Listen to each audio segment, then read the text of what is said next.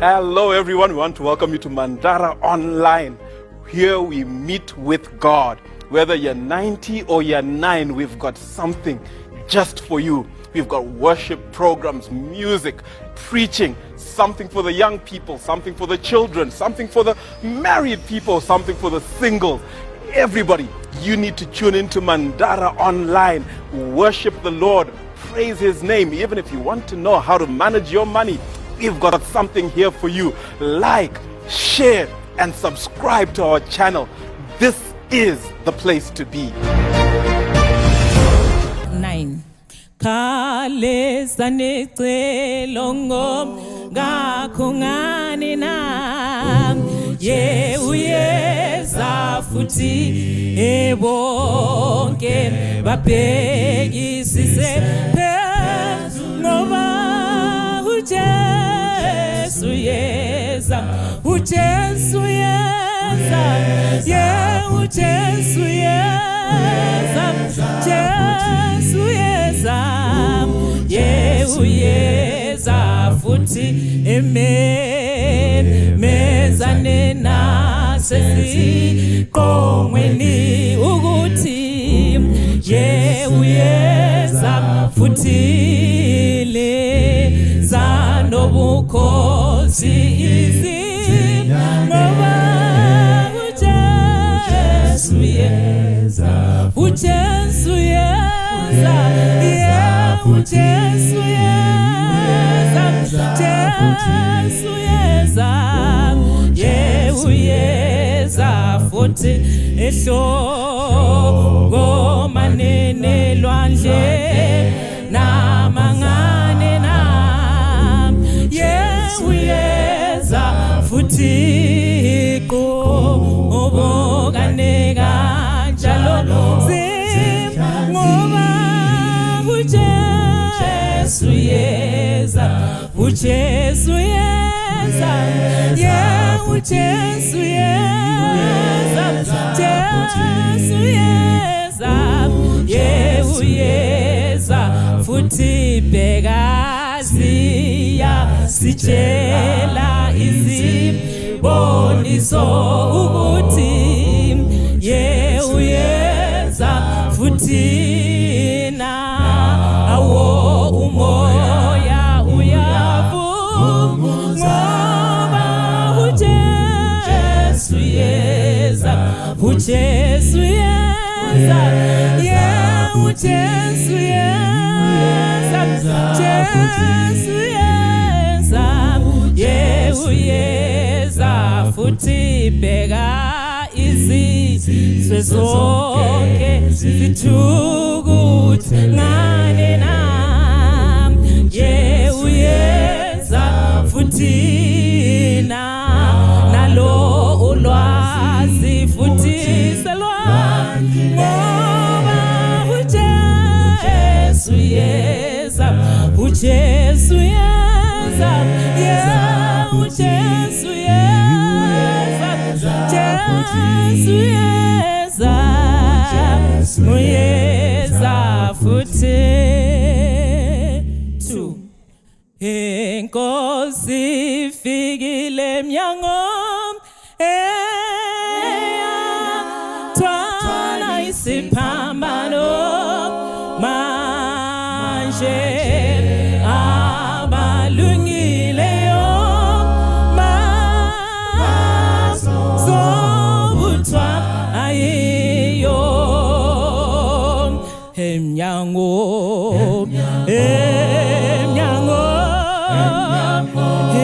Inkosi nasifikile bheka iyeza yabheka iyeza isifikile emnyango isiboniso yonke iminyaka phela sithi sewukhona lapha obona masinyane yena ohleli phakathi emnyango emnyango inkosi ifikile bheka iyenza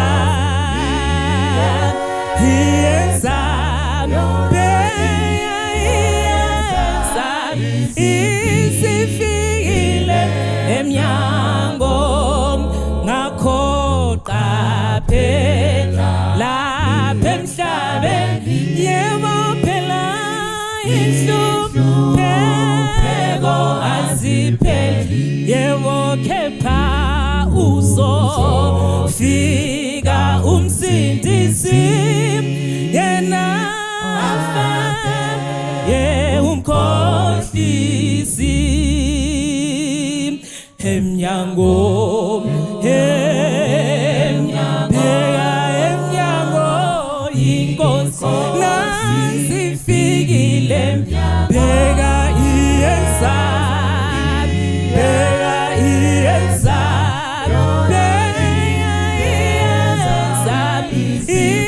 isifikile emnyango okhona ezweni yebo thina siyohlala singabasha abafayo bangabhubhi yebo enaphakade emnyango yena sifikile emnyango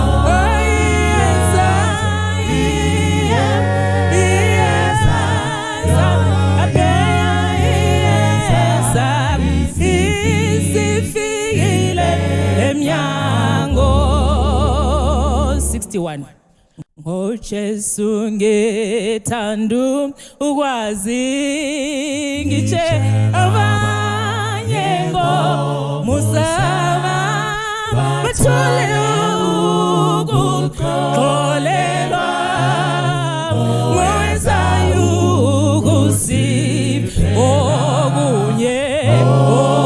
okunye ngoje okunye ngoje yena mina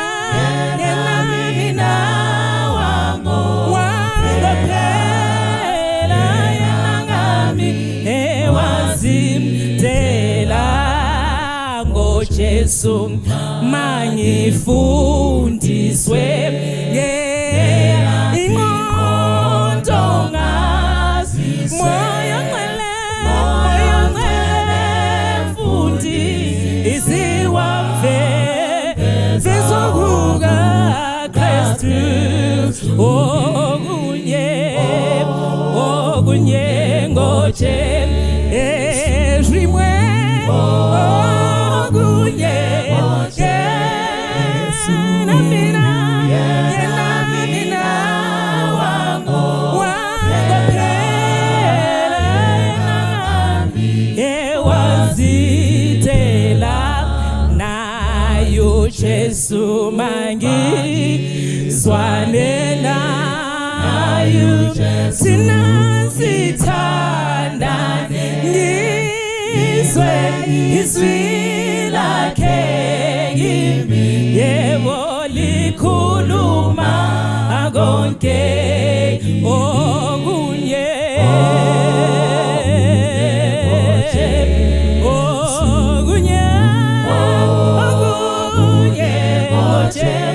yena mina wango phela angami wazimdela ngoJesu nabukhosi yize mina ngihlabelo mkhosi ngibubuze ngatulinga yaliudlulo ezimwe okunye ngoje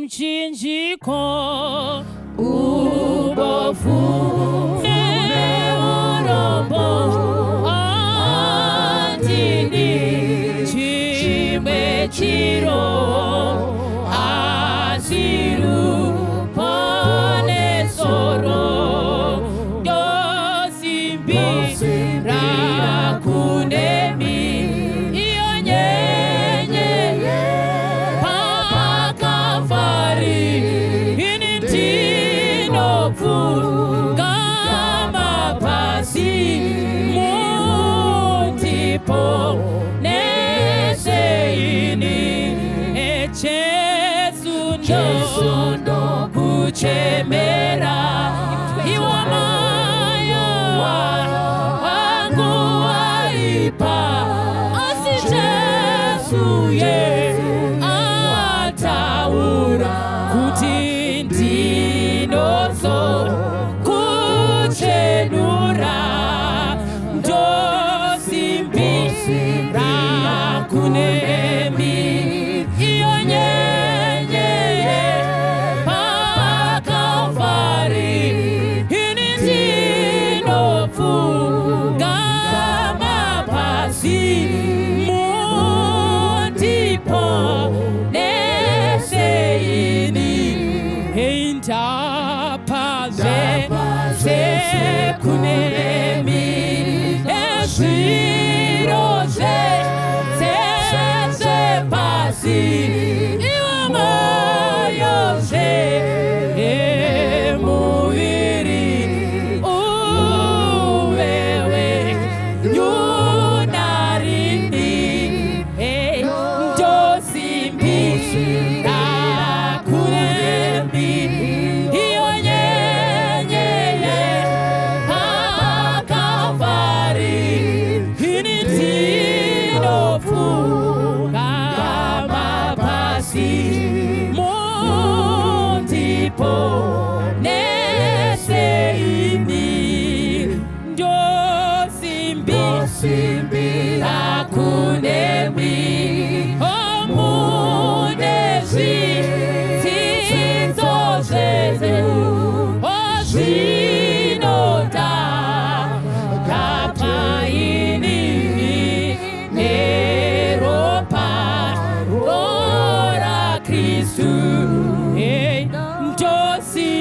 ndosimbira kunemi yonyenyeye pakavari andinofunga mapasi mundipo neseini yejesu ari kuuya iwo moyo wangu wazara azvinonda achenurwa ndotimbiri kuna Jehova andosimbira kunemi anyenyeye pakavari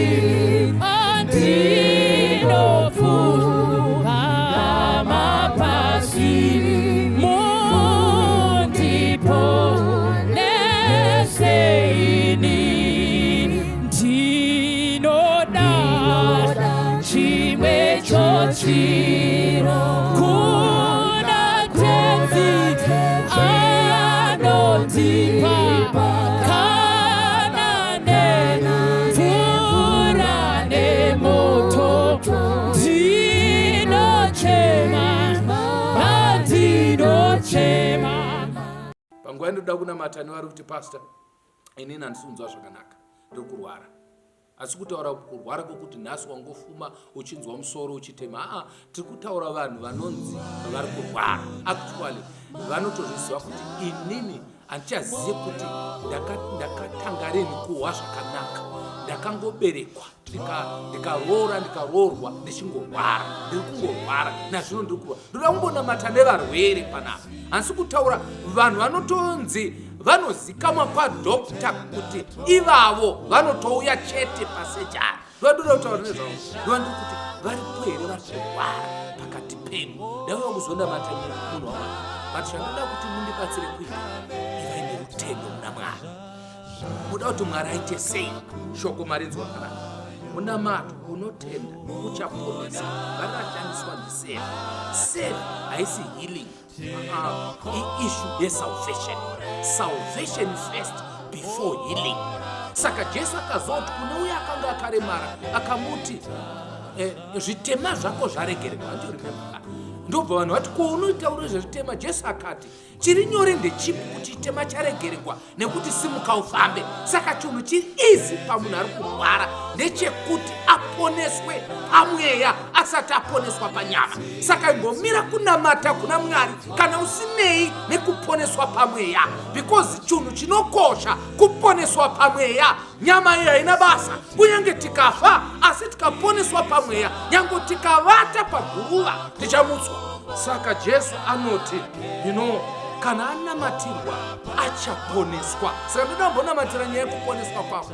Mukuponeswa kwako ndimo mukuhilika kwako. Ndarishandisa kuti uribate. Mukuponeswa pamweya ndimo mukuponeswa panyama. Why? Because kurwara kwedu kwatiri kuita, it's a result of sin, not just your only sin. Because sese tiri vatadzi chogona kwechisi chitema chako iwe pachako, ngachitema kubva kuna Adamu ndo chiri kutifemesa moto wokurwara kuri kuitika kwese. Saka kana tikataura pamusoro pekuponeswa, tiri kuti vanhu vekwedu ngavaponeswe pamweya. In other words, vasunungurwe pazvivi zvavo. Kana vasunungurwa vachaponeswa panyama. Saka ndoda kuti ndinamate newe pamaminitsi maviri asara. Ndoda kuti ndinamate newe, simudza mwoyo wako kuna Mwari uti Mwari, ndiri kurwara. How long ndichirwara zvakadai? Ndinzire utsitsi, mundiregerere zvakaipa zvangu. Kana mandiregerera mundipe utano. Mubvunzo kuti unoenda kuvhunza unohudii utano? Kana wahupiwa uno pawakanga unahwo wakamboitei nahwo chawakuda kuti ugozoita kana wazohudzosekwa? Ndonyaya iri critical iyo. Kana uri mutano uri nani here pakuve munhu waMwari, kana kuti paunenge uchitorwara ndo paunenge uri nani, uri padhuze naMwari kana uchirwara? Ndoda kuti upaone papa. Kana warwara uri bheta here kuna Mwari kana kuti uri wesi? Kana uchinge uri mutano, are you a prophet to the mission yekuponeswa kwevanhu, kana kuti unotoi nani kana uite uchirwara nokuti mapuwa aita mapuwa, vanhu havasi kutambudzika nokuti uri kurwara? Ndoda kuti utiwe Mwari ndibatsirei, mukandimutsa pano. Haleluya. Kana Mwari mukabvisa gomarara iri, mukabvisa kensa yepachibereko yandinayo, Mwari kana mukabvisa COVID yakandibata, please Father, kana mukandimutsa pano pandiri, I will worship you day and night. Zvandinazvo zvese zvichava zvenyu, ndichafira mukati mekereke, ndichabatsira unotambudzika. This is what I want you with your heart. Uvimbise kuna Mwari wako, ini I want to make a difference. Kana ndikangopona panapa chete, idi kutaura chokwadi Mwari, ndoda kuita zvandakatadza kuita nokuti ndirwara. Izvozvo ndo munhu anonzi anotsvaka utano. Ndoda kuti ndinamate newe nauripo kudaro usingagoni kupfuka, endeuka pamubhedha wauri utarise kumukati. Daindo wakagara pasofa wakatarisa TV apo ndichitaura tenda kumashe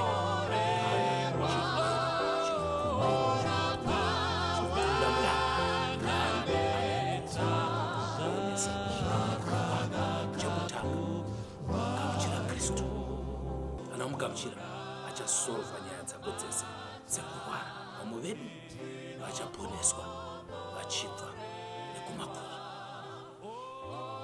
Ngatinamate.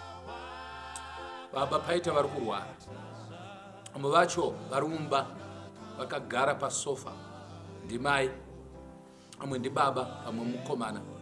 Mumwe akatodzoswa kuchipatara ukanzi chiinda naye kumba anomwa mapiritsi aya, mozotora mamwe after 6 months. Vakanga vatoverenga kuti 6 months hadzikwane nokuti anenge atofa.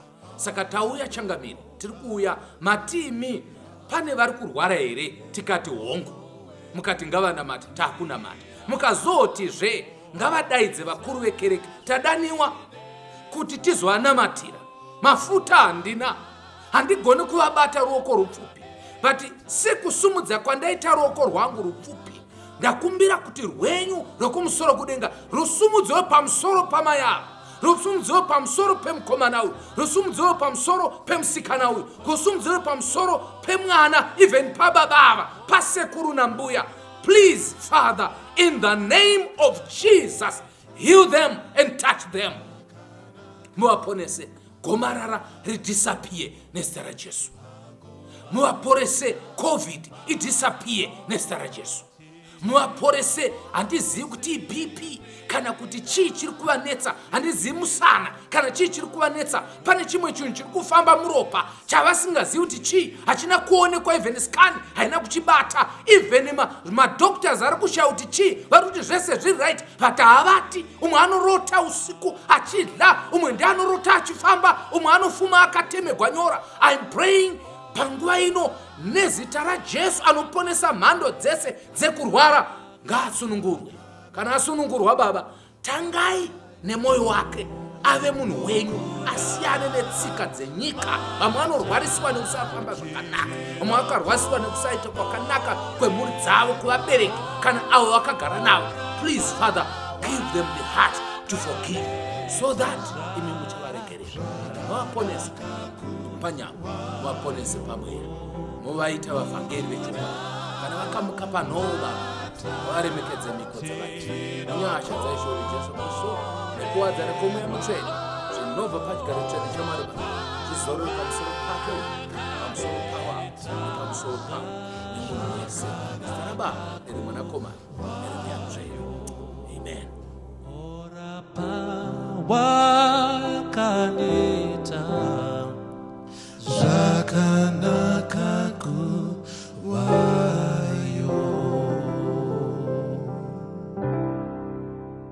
Ndoda kuchingamidzai vana vaMwari. Mwari atiitire zvakanaka tose.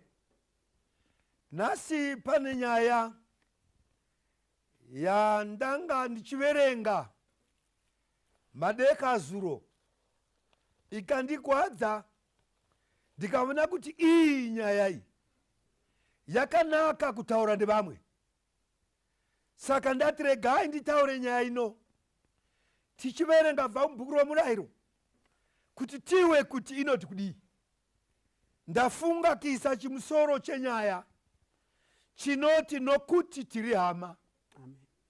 Nyaya iyi inondigwadza. Imhaka yekuti tiri hama. That's why mafamilies akamira. Vukama hunomisa mafamilies kuve intact.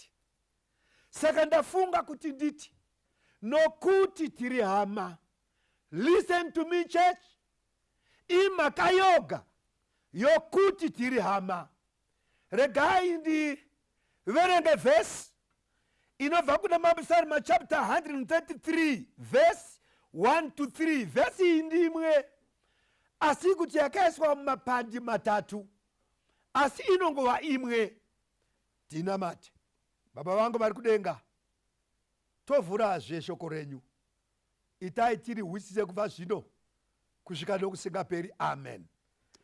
Ndichakumbira unoverenga averenge verse Mapsalm 133 verse 1 to 3 pamusoro wenyaya unoti nokuti tiri hama. Verse 1. Tarirai kunaka kwazvo nokufadza kwazvo kana hama dzichigara pamwe chete norugare. Yes. Zvakafanana namafuta zvako ipapo. Verse iyi yatotanga yakaipa pakunaka. Inoti teremune kunaka kwazvo, teremune kufadza kwazvo kana hama dzichigara pamwe chete norugare. Pana zvinhu zviviri zvinofadza uye zvakanaka pamberi paMwari nevanhuvo. Zvinoti hama dzinofanira kugara pamwe chete, ndo first thing. Zviri nyore vana vaMwari kuti vanhu vagare pamwe chete. Hakuna usingazvigoni. Nembavha dzogona kugara pamwe chete. Nevaroyi vanogona kugara pamwe chete. Nemahure muHarare kunotwa nedzimwe nzvimbo dzavakagara pamwe chete. Vachigoita zvakanaka here? Aiwa, mbavha dzichigoita zvakanaka here kuuraya vanhu? Saka kugara pamwe chete kuri nyore kumunhu wese. But norugare ndo zvinonetsa. Saka Mwari unoti ini ndofara kana vanhu vakagara pamwe chete uye vano rugare. Saka rugare ndoki pamuri. Kana muri dzisina rugare Mwari hafari. Chiwai muwe verse 2 inotsanangura verse 1. Zvakafanana nemafuta anokosha Famba. ari pamusoro anoerera pandebvu, idzo ndebvu dzaAroni. Famba. Anoburukira kusvikira kumipendero yenguo dzake. Famba. Verse 3. Verse 3. Mawa denda ndine nguva ndaisanangura wai mafuta asi apasipo pandoda pari paverse 3. Zvakafanana nedova reHamoni rinoburukira pamakomo eZioni. Nokuti ndipo Jehovha paakarayira kuropafadza kwake, apa ndibwo upenyu husingaperi. Apa papi number 1 pane vanhu vakagara pamwe chete semhuri. Number 2 vuye paine rugare. Shoko raMwari rinoti ipapapo ndo pandorayira kuropafadza. Saka kuropafadza kwaMwari kana kuvuya mumhuri Tera Church hakuvuyi kuvanhu vakapesana vakaparadzana, hakuvuyi kuvanhu vasino rugare. Amen. Maropafadzo aMwari anovuya pamhuri ino rugare. Hallelujah. Ukavereka nechirungu inoti there I command my blessings. Saka Mwari unokomanda a blessing kumhuri ino rugare. Kana pane matukano, kana pane kuvengana, hazvigoni kuti Mwari aise makomborero ake. Teremori, vamwe vakadzi vaiziva kukosha kwehukama. Exodus chapter 1. Ndoda kuti tiverenge verse 15 tishamanya nayo muverengi kusvika pa22 tiwe pane nyaya inozipa. Handi Zvino mambo weIjipita wakavudza madzimbuya avaHebheru vainzi mumwe Shifra umwe Pua. Akati kana muchibatsira vakadzi vevaHebheru. Chibomira mabona here kuti paita nyaya, paita madzimbuya evaHebheru vorayigwa kuita something kuvaHebheru. Tererai muwe musaparadzaniswa pamhuri yenyu, padzinza renyu, kwenyu, kuchechi kwenyu nevanhu vari kushe. Apa paita munhu uri kushe wovuya kuzopesanisa vagere norugare. Saka mambo orayira navo vakadzi vevaHebheru kuinda kuvakadzi vevaHebheru kundodii. Verenga. Akati kana muchibatsira vakadzi vevaHebheru pabasa ramadzimbuya muchavavona pakupona. Kana ari mwanakomana mumuraye, kana ari mwanasikana ngaararame hake. Asi madzimbuya ipapo mawere chechi yaMwari ndi mambo orayira madzimbuya evaHebheru kundovuraya vana vevaHebheru. Ngatichenjerei vanhu vanobva kushe vachizopesanisa vagere. Haleluya. Zvikanzi kana pazvagwa mwanakomana vurayai, vanasikana musauraya. Why? Vaisa kuti kana vakawanda vanogona kuzoronga hondo tikakurigwa. Sure. Chiverenga muverengi vhesi inotevera chii chakaitika. Asi madzimbuya akanga achitya Mwari akasaita sezvakarayirwa namambo weIjipita. Haleluya. Asi vakarega vanakomana vari vapenyu havo.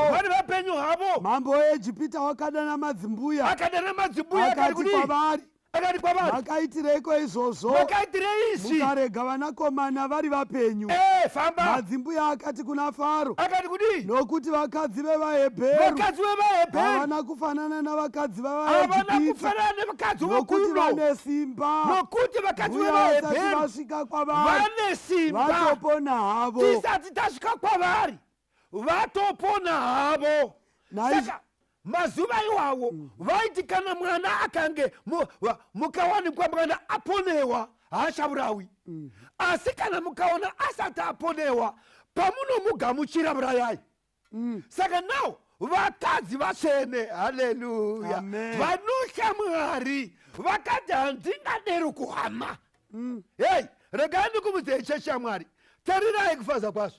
nokunaka kwazvo kana hama dzichigara pamwe chete norugare. Amen. Madzimbuya akaramba kuitira utsinye kune hama.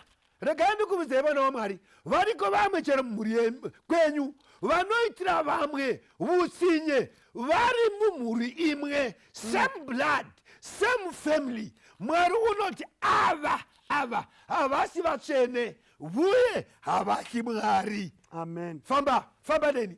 Zvirevo chapter 17 verse 17 inoti kudii? Shamwari inoda nguva dzose. Shamwari inoda nguva dzose.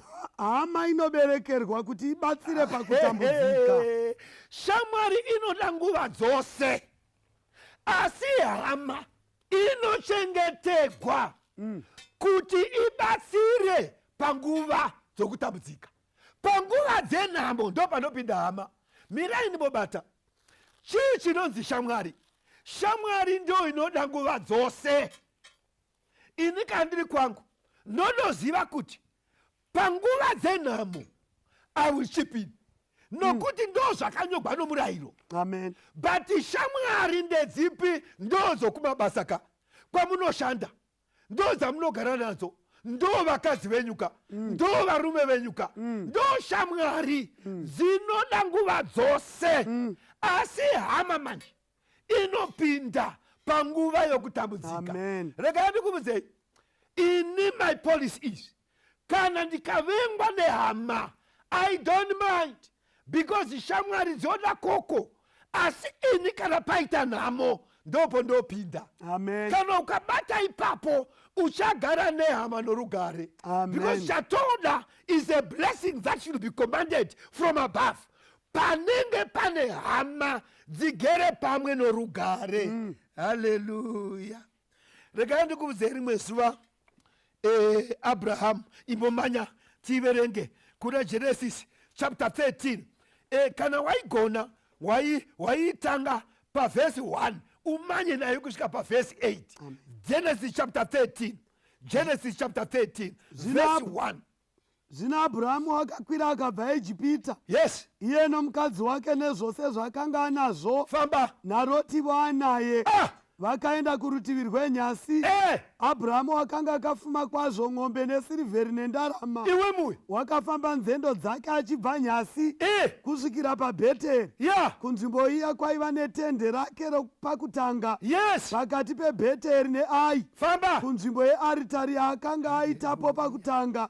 Abhurahama wakanamata zita raJehovha ipapo. Famba. naLotivo iye naLotivo wakaenda naAbhurahama. Hey. Wakanga ana makwai nen'ombe netende. Yeah. Nyika ikasavaringana kuti vagare panzvimbo imwe. Chimbomira. No. Paita vanhu vaviri. Abrahama aenda asingazivi. Apa pandaivereka ndo pandakaona kuti paya pakanamwa Abraham achinzi buda uine kwandichakuratidza. Hama yake yanzi Loti yakabudavo. Inafuka kuti ndiAbrahama akabuda oga. naLoti wakabudavo because wakati ina handisari nokuti iwe Abrahama uri hama. Saka ndopotogwa kuti Abrahama wanga ane bufumi, apa ponzi naLotivo wanga ane bufumi. Tapabata here church chiverenga. Nokuti pfuma yavo yakanga iri zhinji. Yes. Vakasagona kugara panzvimbo imwe. Famba. Vafudzi vezvipfuwo zvaAbhurahamu navafudzi vezvipfuwo zvaLoti vakaita nharo. VaKenani navaPerezi vakanga vagere panyika iyo. Chimbomira. Taremuone nyaya iri pano. Vafudzi vairisa ng'ombe nemakwai zvaLoti nevairisa ng'ombe nemakwai zvaAbhurahama ndo vakaitarana nharo. Haleluya. Amen. Regai ndikubvunzei, variko vamwe vanhu vanoitirana nharo noufumi bwisi bwavo. Ava dzakanga dziri hama ndiAbhurahama naLoti. Zvino panapa paita vafudzi vemombe vokudivira Loti novokudivira Abrahama ndo vakanga voitirana nharo vachigwa. Chiwemuwe panyasi panosipa. Ipapo Abhurahama wakati kuna Loti, naro ngadzirege kuvapo pakati pangu newe,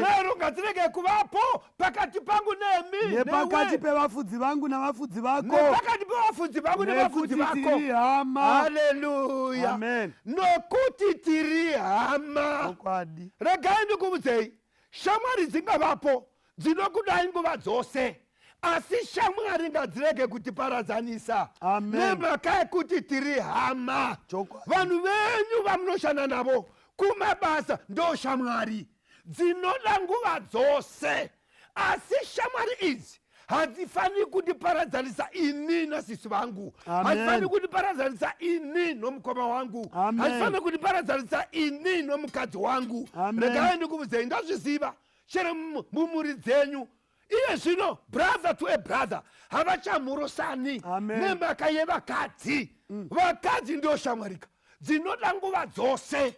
Kwedu kuchishona chechikaranga tinototi vakadzi vatogwa. Halo, saka ava vanogona kukuparadzanisai imi manga muno rugare.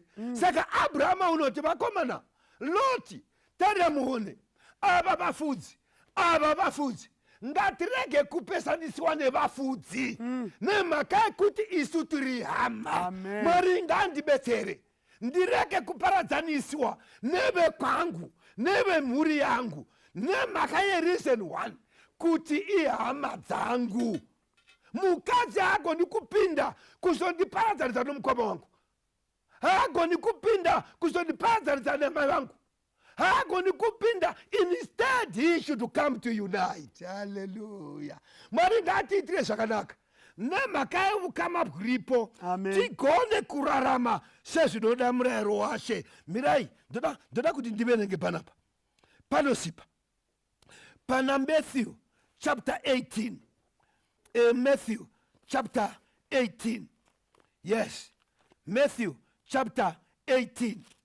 Usati waiverenga yoyo kana ukavuna ukabatanidza nyaya iyi ya Loti na Abraham ibatanize nenyaya ya Josefa nemadzikoma ake. Riya zuva so Josefa atengesewa ava kure nehama. Hama dzodzoka dziya dzakamutengesa kuti afe. Wakachemba so akatarira madzikoma ake akati garai mose ndokuvaronga achivaisa nemazero avo kutanga mukuru kusvika koupedzisira Benjamini wanga ariko. Josefa akavatarira so akabuda pajesu akandochemba nemhaka yovukama. Hey, blood is thicker than water. Let me tell you church, isu tiri hama.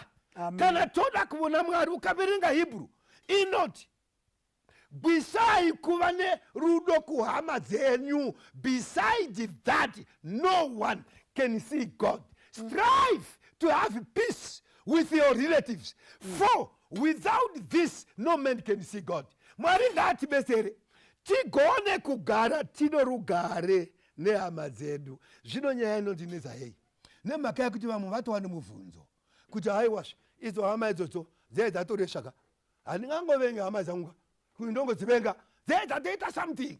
Saka dzaita something manje dzofanira kutondigwadama kuti dzikumbire ruregerero, otherwise handiziregereri. Handei Matthew chapter 18 verse 15 to 17 ukozoverenga 21 to 22 ipapo. Handi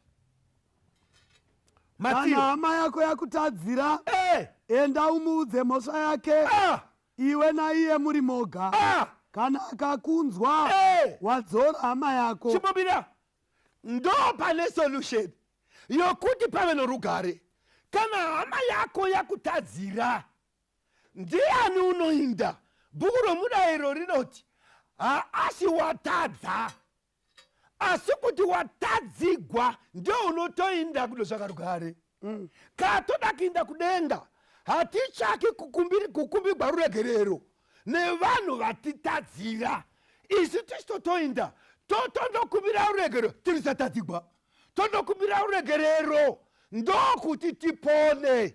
Regai ndikuvuzei, ishi isinoita ichoko katoda kupona. Amen. Shoko raMwari rati kana hama yako yakutadzira, kwete iwe kuti wamutadzira, kana hama yako yatadzira iwe iwe ndiwe unofanira kuenda kuhama yakutadzira wondokumbira ruregerero. You need the reconcile. Kana ndo pano musiyano wechikristu nenyika. Kana toda kuva makristeni tofanira kuti katatadzigwa mumhuri tiinde kune vatitadzira totondoyananazve. Mwari ngaatibetsere tipagone apa. Ndoda kuti uverenge uchidzira panozipa. Asi kana asinganzwi tora mumwe kana vaviri newe muindezve kuti mashoko ose asimbiswe nemiromo yezvapupu zviviri kana zvitatu. ko kana akaramba Kana asingavanzwi tora uvudze vungano. chechi yose Kana asinganzwivo vungano chimuregako. ngave kwauri somuhedheni nomufarisi. zvinoreva kudai. regai ndikubvunzei, ita rupandi rwako sehama. Amen. Haleluya. Kana shoko rokutanga rati unoenda uri woga kundovudza wakutadzira kwete kundoti sorry because you want kutadza. Kundovudza wakutadzira kuti sorry. Iwe ndiwo toti sorry kana uri mukristu. Kana wadero manje mukayanana, keep your mouth shut. Because kwanzi kana wamuvudza mukatenderana mukayanana, then keep quiet. Kana aramba, take the second person. Kana aramba, take the third person. Kana aramba, take the whole church. Kungoinda kundoyandanisa. Kana azoramba mune chechi chingomutariravo somuidheri ake somunhu wenyika. Saka zvotendegwa kuti kana munhu aramba kuyanana nevamwe waita rupandi rwako gose unongomutariravo soumwe wenyika. Mwari ngati ureve rombo. Ndoda kuti uverenge verse 21 to 22. Zvino Petro akauya akati kwaari, akati kuti Ishe, hama yangu ichanditadzira kanganiko ndikaikanganwira kusvikira kanomwe here? Yes. Jesu akati kwaari, handiti kwauri kusvikira kanomwe, asi kusvikira makumi manomwe anoverengwa kanomwe. Anoverengwa kanomwe. Haleluya. Uchingoregerera. Saka hakuna inandi ndeho inandi muregereri chitozvivudza kuti inandidi kudenga. Because kana wakona kuregerera Jesu tichiri vatadzi wakafa pamuchinjiko kufira zvivi zvangu newe. Saka munhu achiri pakati pokukutadzira iwe ndo paunofanira kumuregerera. Amen. Kana ukati handimuregereri chikanganwa kudenga hawindi. Mwari ngaatiwire nyasha apa tipagone. Unomuna kana ukaireferenza naRuka chapter 6. Ndoda kuti umanye kuna Ruka chapter 6 inoreferenza nyaya yeyi. Verse 27. Ruka chapter 6 verse 27. Tiwe kuti inoti kudini panyaya yokugara zvakanaka nehama. Because chatoda kugara zvakanaka nehama. Iverenge verse 27. Ruka chapter 6 verse 27. Yes. Asi ndinoti kwamuri, Wonderful. imi munonzwa, idai vavengi venyu, muitire zvakanaka vanokuvengai. Haleluya. Apa ndo pane test yomukristu nomuhedheni. Mukristu kunonzi vavengi venyu ndo mofanira kuda.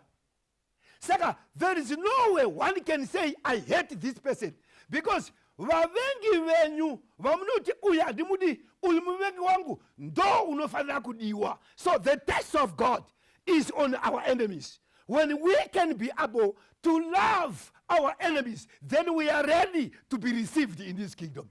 Mwari ngatibetsere apa tipagone. I know kune dzimwe hama dzisingadi kuti dzimwe hama dzive nerugare. Kune dzimwe hama mumuri chamu dzisingadi kuti dzimwe hama dzibudirire. I know kune dzimwe hama dzinotovenga kuti wakawanikwa zvakanaka nemhaka yei iri ndisina votovengana. I know apa ndatotsika matobatise vanhu vazhinji mumuri mune mavengano.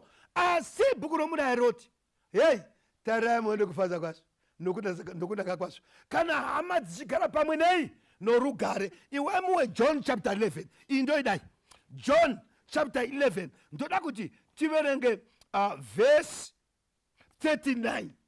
John chapter 11 verse 39. Yesu wakati bvisaibwe marita hanzvadziwo wakafa akati kwaari, ishe wotonhuhwa zvino nokuvaona mazuva mana okufa kwake. maiwere jesu haana kuzviterera. ndopandodira Mwari beno Mwari aiterera munhu. Vamwe vangadai vakafa kare. Panapa Jesu panapa unoti bvisai bwe. Maiziva nyaya yaRazaro. Razaro afa. Masisters ake atombotuma shoko. Jesu akanonoka kusvika. Razaro ndokufa. 4 days vamuviga. Jesu ndokusvika. Jesus is on time. Let me tell you this one thing.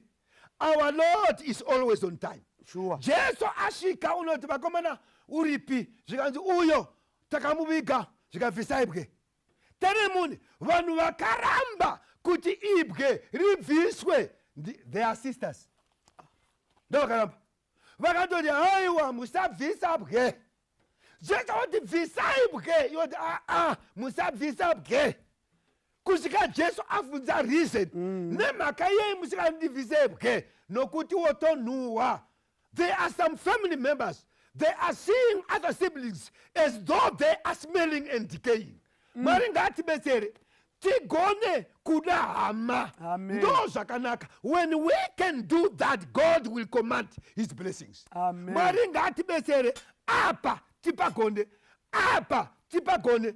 Josefa wakachema, kuchema misodiso.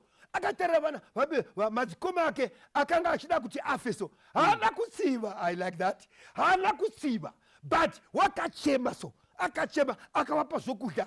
Zvikanzi chidzokera kumba kuna baba musatukana muzhira.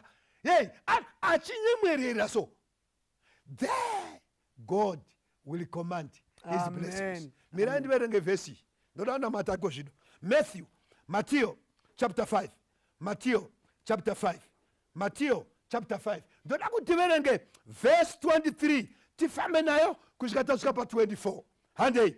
Naizvozvo kana iwe uchiuya nechipo chako paaritari, ukarangarira ipapo kuti hama yako ine mhosva newe, usiye chipo chako ipapo pamberi pearitari.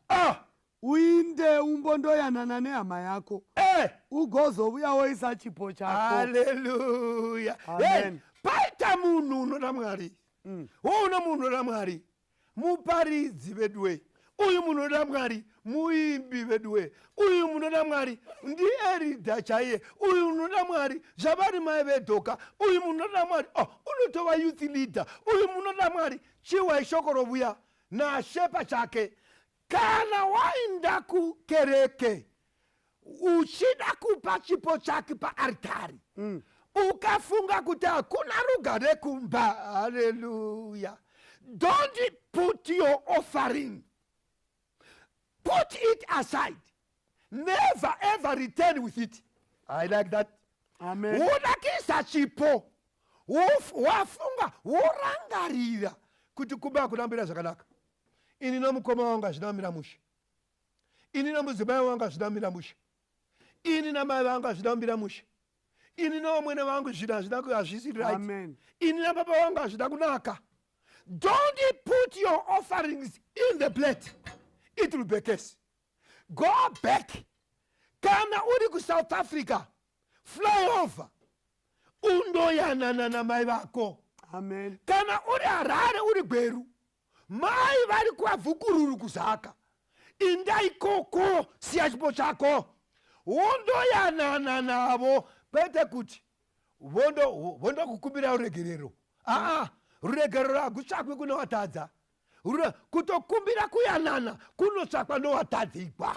Haleluya. Saka munhu washe unofanira kudzoka wondoyanana nevanhu. Kana apedza wodzoka woya wotora chipo okanda.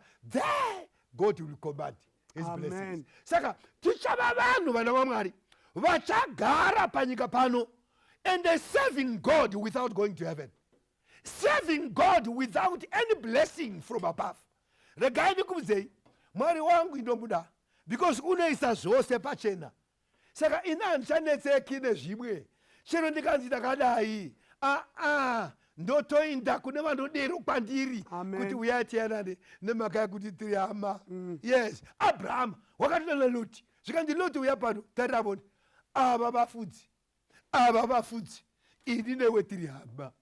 chibuya tiyanane achibva toti chishara kwaundakinda hoyo noti nemaka jealous ndokushara kwanga kune bundu rakanaka kuzowa kwaakune mvura kana ukaverenga bhuku romudariro rinoti kwakashara noti mvura yanga iripo pose ndozvoita bhuku romudariro kuti mvura yakanga iripo uye iri pose saka akati uku ndiko ndoda iwe Abrahama indoko kwakauma Abrahama haana kuramba wakati haiwa inda kwanoda nokuti tiri Hama. Amen. Oyo wazopambiwa notuya kusodhoma vatogwa dzavanhapwa mukomana manje ndokuronga hondo nemhaka yobukama.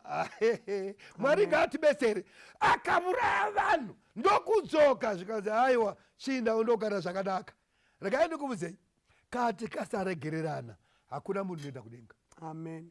Kwete kuregererana chete vari kuva muvanhu vanoti kwanzi unofanira kunditi sorry unofanira kunditi sorry kana kangodero handimuregereri wakona kudenga. Amen. Ndinotaura zvokwadi chechi why bhuku romudariro ukaona ukamirira sorry kumunhu wakutadzira kudenga huiti iwe instead ndiwe unofanira kundotsvaka rugare nevanhu vose. I've got that experience ndakazviitikwa kwakawanda but I still love those and they love me more than I was expecting. Regai ndikubvunzei vana vaMwari tiri Hama. I want to make a call to those who are saying, I didn't know, but from now henceforth, ndoda kuda Hama, kuti Mwari arayire ma blessings ake mumuri yako. Kana zvisina kumira zvakanaka namai, kana zvisina kumira zvakanaka nababa, kana zvisina kumira zvakanaka nomwana, kana zvisina kumira zvakanaka nomukadzi, kana zvisina kumira zvakanaka na brother yako na sister yako, uti from now henceforth, I want to call him. I want to call here. Tive nerugare tose ndokuti tipone inyaya yakaumai. I want such people to raise up their hands as I am praying. Those who are making a vow, who are making a promise, kuti haiwa ndariwa bhuku romudariro, I want to make a move and I should be the first. Usubidze roko kwako ndichirabata. Mwari wangu vari kudenga. Maita yenyu nevana venyu vanga vakarashika vamwe vaiti vanofanira kuti tisori nokuti vatadzira vakasadero nandi varegereri kudenga takona chiti urai urombo mavo kasumuka vakubatei nechanza chenyu vagone kundopinda pasikapindiki pavanoti vavengi vachitaura Mwari kuti ndinokutestai nokuda vavengi venyu itai tine vavengi tose tikogamuchira makomborero avakamirira. Kana mhuri yavanhu rugare ichigara pamwe chete imi motikomborera chivakomborerai zvino muzita renyu rinogara nokusingaperi. Amen. Izwi radaidzira pakati pemakomo zvaitwa zvapera ameno vanoramba. Izwi radaidzira pakati pemakomo zvapera ameno vanoramba. Avanti Mwari Baba, avanti Mwari Baba, avontivo Mwari Baba ameno vanoramba. Avanti Mwari Baba, avanti Mwari Baba, avontivo Mwari Baba ameno vanoramba. Masapuku nemadzishe izwi radaidzira zvaitwa zvapera ameno vanoramba. Varombo nevapfumi izwi radaidzira zvaitwa zvapera ameno vanoramba. Avanti Mwari Baba, avanti Mwari Baba, avontivo Mwari Baba ameno vanoramba. Avanti Mwari Baba, avanti Mwari Baba, avontivo Mwari Baba ameno vanoramba. Ngatinamate munhu waMwari, Baba wekudenga naMwari munoera, musiki wedenga nepasi. Sekukumbira kunoita muimbi, nekudemba nekutetemba kunoita muimbi. apo Mwari muri kupfuura, muri kuraini rekwaNhingi nemustriti yekwaNhingi, patiri kukutsvakai, vamwe vachitaura Mwari ari kuno, andiitira zvokuti nezvokuti, Mwari asvika nokumba kwangu, asi aita izvi nezvizvi. Iwe uri kumutsvaka panguva yemunamato ino, ndiri kuuya pamberi penyu, iyemi Mwari wamasimba, Mwari vanoera, Mwari azere rudo, Mwari anofadzwa nazvo, anonakidzwa nazvo, kuti akomborere vana vake, avaitire zvakanaka. Inzwaiwo kudemba kwevana venyu, mukati meshoko renyu makarayira rudzi rwaSimeoni nerudzi rwaJudha nerudzi rwaIsakari nerudzi rwaRevhi nerudzi rwaJosefa kuti vamire pagomo reGerizimu vachidaidzira kuropafadzwa kwevana venyu. Inzwaiwo Mwari, iyemi Mwari wamasimba, muridzi woupenyu nemuridzi woruponeso.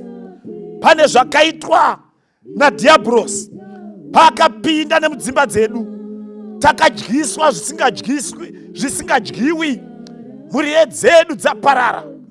Paakapinda nemudzimba dzedu, akasiya vana vedu vazvimwe zvinhu, vakurarama semhuka, vamwe vari mubanje, varimwe vari mukati memadrugs, vane vakadyiwa nemishonga yakakanganisa nokuvhiringa pfungwa.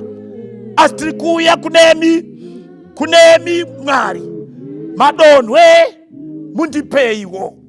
Inzwaiwo Mwari wedu pakukumbira kwavatsvene, pakudemba nokunamata kwedu.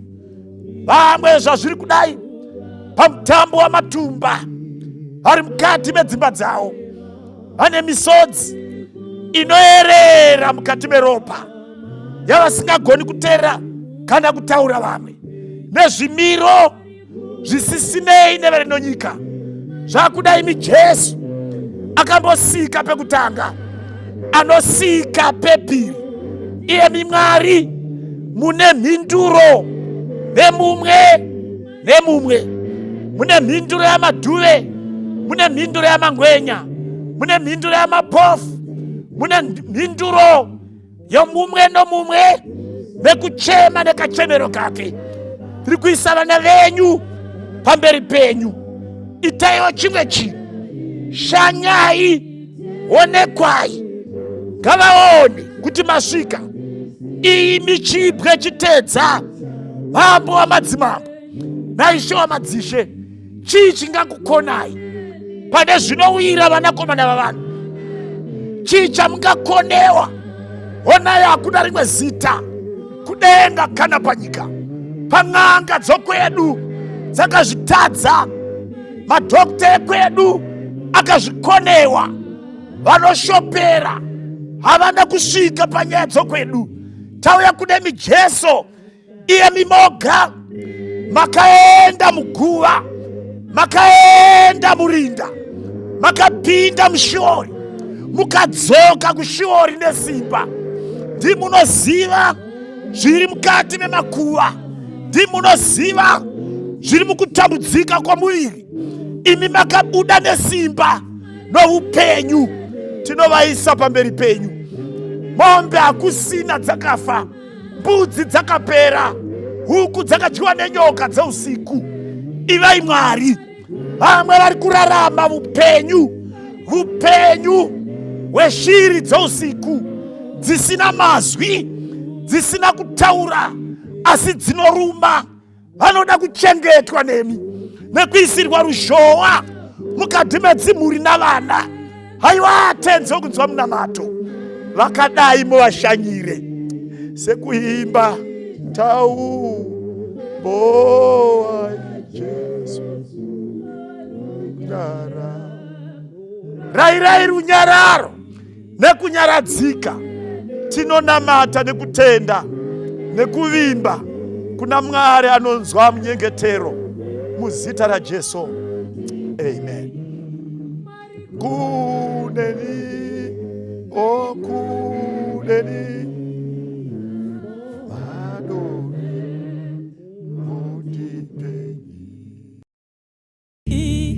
39.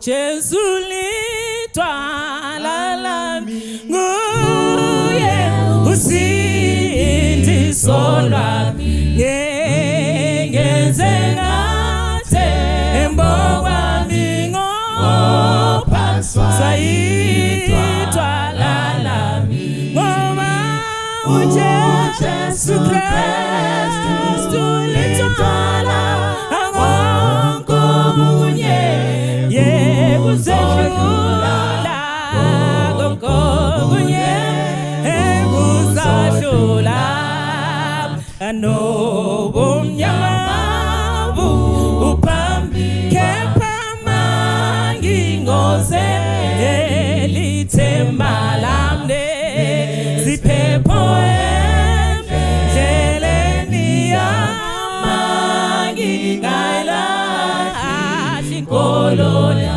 ngoba uJesu Kristu litwala konke yekuzedlula konke kuzodlula isifungo siqinile kulabo abamthembile nanxa mina ngidangele uJesu ngesamthembile ngoba uJesu Kristu ulitwala konke yekuzedlula konke kuzadlula anxa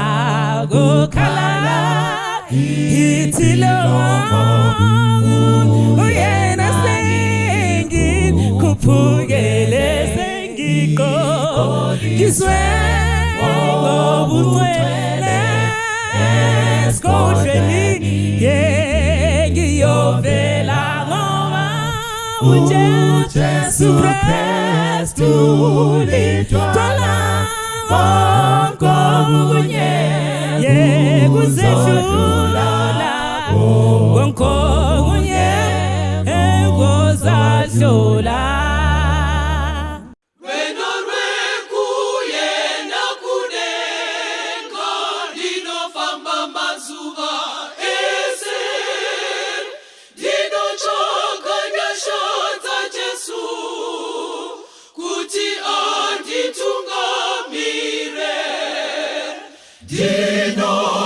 Kusimbiswa parwendo rekudenga dichafara na peta rendo na makupi wa korona Jakawanda jino dineta dino jipira kuna Jesu Nakumburwa ndiri parwendo Jesu anondiporesa Dino na kusimbiswa parwendo rekudenga Dichafara na peta rendo na makupi wa korona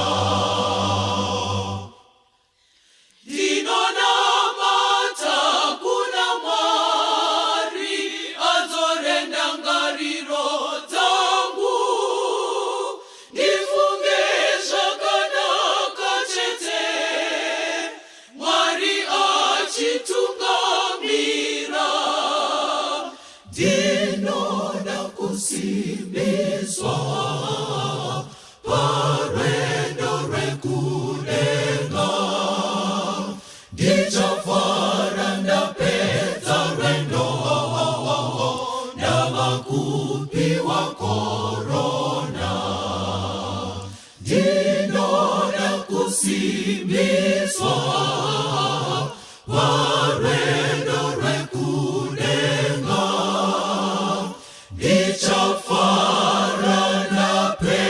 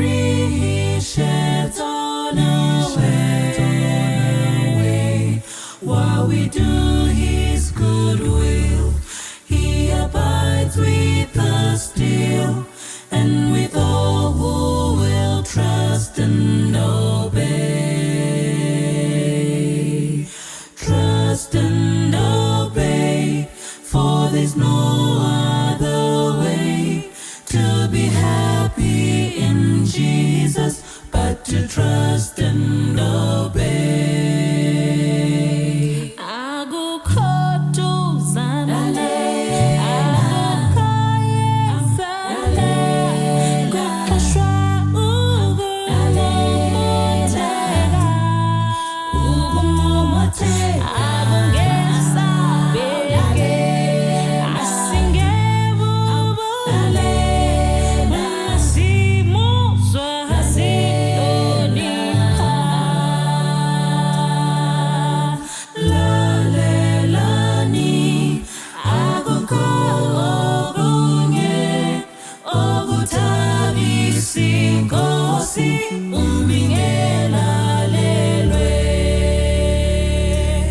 Ndizo pamwe dansa tinogara naye kana kufamba naye nzira isi tichaita mazwi yake se kuterera nekusambira